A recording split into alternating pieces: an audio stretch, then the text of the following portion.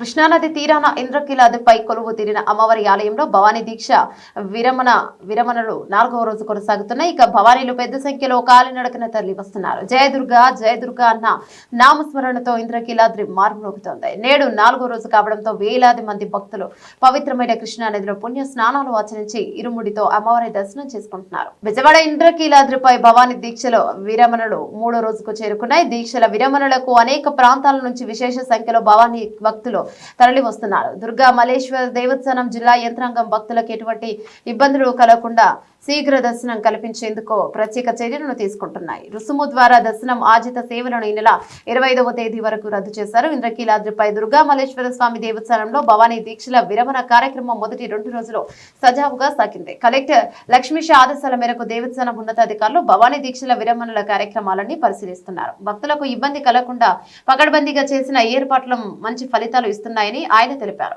Model guest house లోని integrated command control కేంద్రం నుండి సీసీటీవీలు, డ్రోన్ విజువల్స్ ను పోలీసు అధికారులు పరిశీలిస్తున్నారు. క్యూ లైన్లను పరిశీలించి భవానీ భక్తులతో ఏర్పాట్లపై మాట్లాడారు.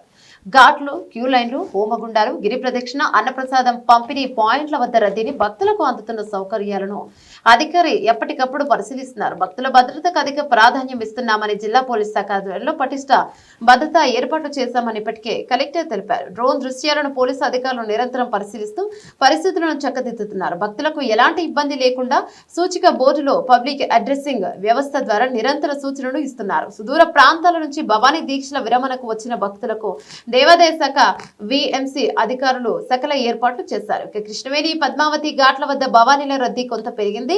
ఇక జల స్నానాలను భక్తులు సాఫీగా చేశారు.